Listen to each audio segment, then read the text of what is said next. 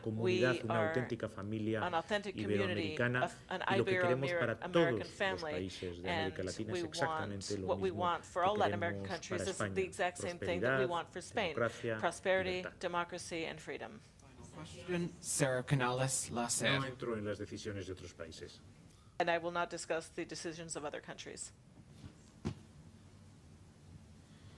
Thank you so much. Mr. Secretary, this week the U.S. has agreed to send 2 additional destroyer ships to the Spanish naval base in Rota, increasing the number from 4 to 6.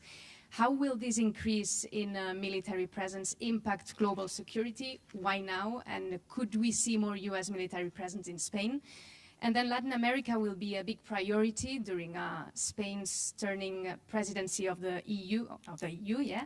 How can the US, through this relationship with Spain, benefit from this? What message does this send to big competitors such as China? Y luego, ministro Álvarez, sobre el título 42 hay mucha incertidumbre en división política aquí en Estados Unidos sobre la gestión de la frontera a partir del viernes. ¿Preocupa esta incertidumbre en España? ¿Hay garantías por parte de Washington de que la situación se pueda controlar? ¿Cómo han valorado este acuerdo migratorio también otros países en la Unión Europea? Y sobre Palomares, habla de complejidad, pero ¿podría estar resuelto antes de 2024? Thank you very much. So we were very pleased to be able to sign the Defense Cooperation Agreement with Spain, the enhanced agreement. And I think it's simply a reflection of the fact that one of the important aspects of our relationship is our cooperation in the realm of defense. Of course, we're joined together as NATO allies. Spain is playing a critical role in NATO. In fact, the work that it's done since the Russian aggression against Ukraine to help reinforce the eastern flank of NATO is essential to the work of the alliance and making sure that all of our members are defended. And in this context, but also in the broader context of shared security interests, having stronger defense coordination, cooperation between us is important, and it's one aspect of the relationship. I'm not going to predict any future deployments one way or the other. That's really up to our military experts and officials to determine, but we're very pleased that we were able to reach this agreement and strengthen and deepen even more the cooperation that we have on defense. And again, I emphasize, it's on defense. The work that we're doing together is to defend our people, to defend our interests, to defend our values, to defend ourselves at a time when there are increasing challenges to our common security. With regard to Spain's EU presidency, we welcome it for a number of reasons. One is exactly as you say, the close relationship that we have, the extraordinary breadth and depth of our dialogue, I think will also be very beneficial when it comes to the relationship between the United States and the European Union, something that we have invested in very significantly over the last 2.5 years. The entire premise of President Biden's approach to foreign policy and to U.S. engagement in the world starts with the re-engagement, the re-energizing, the rejuvenation of our core partnerships and our core alliances. And one of our core partnerships is with the European Union. We have an extraordinarily rich agenda with the EU. One aspect of that agenda is how we see some of the challenges posed by China. And I think what we've seen over the last couple of years is remarkable convergence in the approach that we're both taking. And I think if you look at the different articulations of policy that have put out, as well as the work that we've actually been doing, including, for example, through the Trade and Technology Council with the EU, you see that convergence. And I think there's a shared understanding that the relationship that we all have with China has aspects that are clearly competitive. There may be aspects that are adversarial, and it's our determination to make sure that competition does not veer into conflict. And there are aspects that can and should be cooperative, because they're important things that would be important to our citizens as well as to people around the world that we should look and find ways to do together. And I think the EU, the European partners, have very much the same perspective. The EU is one place where we can really continue to work on the details of how that convergence of views translates into specific policies And having Spain in a leadership role, I think, will only advance those efforts. Sobre la migración, varias cosas. Regarding migration, there are several things. Migration is a global phenomenon. Lo encontramos en todas las partes del mundo y es un desafío everywhere, worldwide, and this is debemos a afrontar desde un challenge punto that de we vista multilateral. need to España tackle from tiene using a multilateral una forma approach. Spain has enfrentarse a este desafío que incluye handling una this lucha challenge, implacable which contra las mafias que includes trafican con constantly seres fighting humanos, against the un diálogo mafias that político con los smuggle human países beings, de a political origen y dialogue tránsito with the para poder origin and ofrecer transit cauces countries de to migración offer regular, regular ordenada, pathways y también for de protección a migration, aquellos orderly que migration, and merecen to el asilo protect y el those refugio who en do nuestros países warrant y sobre refuge todo and asylum luchar in our countries. And contra las especially causas we fight profundas de against la migración the y por eso hemos deeply rooted aprobado causes of este año migration, una and nueva that is ley why de this cooperación year al we desarrollo passed a new law que pone for África, development cooperation América that Central puts en el Central centro de America and nuestra Africa at the cooperación center y of our hemos cooperation. triplicado And nuestros we have programas de tripled cooperación our cooperation en programs muchos países. in many countries. Sobre las arenas de Now, when it Palomares comes hay to the aspectos Palomares técnicos soil, que there hay are que technical discutir a nivel aspects there técnico, that we no es a must nivel discuss at the político, technical level, not at the y political ahí level. es donde se And marcarán that is las where etapas que we haya will que set seguir. the Lo different importante stages that es must que be la followed. voluntad The en important el thing diálogo is está that presente. the will is there in our Thanks, dialogue. everybody. Thank you.